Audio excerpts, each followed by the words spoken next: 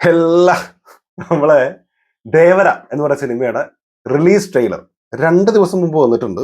കുറേ ആളുകൾ ചോദിച്ചിട്ടുണ്ട് എന്താണ് വീഡിയോ ചെയ്യാത്തതെന്ന്. നല്ല പനിയായിരുന്നു. ഇതിനു മുമ്പുള്ള ഒരു വീഡിയോയിലും പറഞ്ഞു. അപ്പൊ അങ്ങനെ പനി ആയതുകൊണ്ട് എണീറ്റിക്കാൻ വയ്യായിരുന്നു എന്നുള്ളതുകൊണ്ടാണ് ചെയ്യാത്തതെന്ന്. പിന്നെ സൗണ്ട് ഭയങ്കരമായിട്ട് പോയിരുന്നു. ഇപ്പൊ സൗണ്ടിന് ക്ലിയർ ആയി വരുന്നേ ഉള്ളൂ. ഇപ്പൊ നല്ല ജലദോഷവും കഫക്കെട്ടൊക്കെ ഉണ്ട്.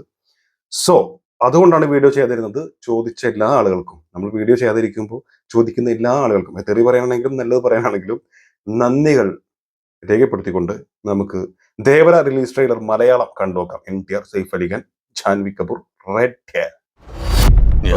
പേടിപ്പെടുത്തുന്ന ഒരു സ്വപ്നം കണ്ടു ജോഗിലമ്മ. ഈ സമുദ്രം രക്തം കലർന്ന് ചെങ്കടലായി മാറിയെന്ന അതിന് കാരണം ഞാനും എന്റെ ഈ കൈകളുമാണെന്ന്.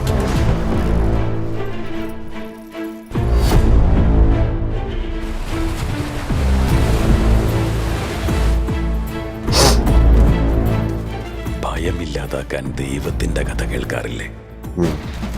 എന്നാൽ ഭയം എന്തെന്ന് മനസ്സിലാക്കണമെങ്കിൽ ദേവരയുടെ കഥ കേൾക്കണം.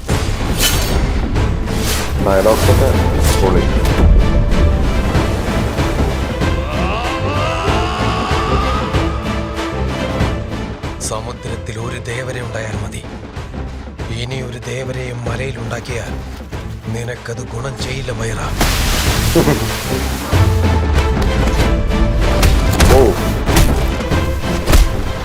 അവനിൽ എന്തോ ഉണ്ട്. കുട്ടിക്കാലം മുതൽ എനിക്ക് അറിയാവുന്ന അനിരുദ്ധ് മ്യൂസിക്കൽ പരീക്ഷണ കാലമാണ് ദേവര.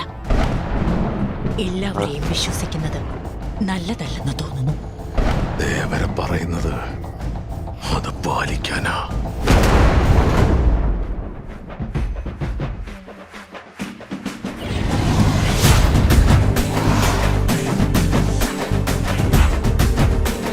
ഓ, കൊരട്ടല ശിവ.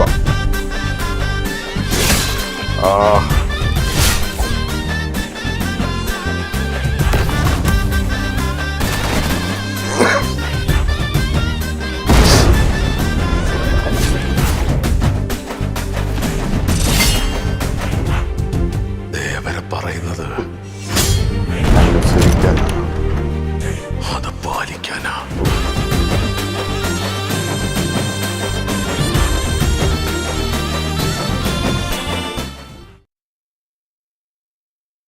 ദേവര എനിക്ക് ഈ നമ്മൾ ഒരുപാട് കണ്ടിട്ടുണ്ട് ഈ സംഭവം. അതായത് ഇപ്പൊ ഇതിന്റെ തുടക്കത്തിൽ പറയുന്ന ഡയലോഗ് ഉണ്ടല്ലോ, ഞാൻ ഇന്നലെ പേടിപ്പെടുത്തുന്ന ഒരു സ്വപ്നം കണ്ടു ജോഗിലമ്മ എന്ന് പറയുന്ന സംഭവം.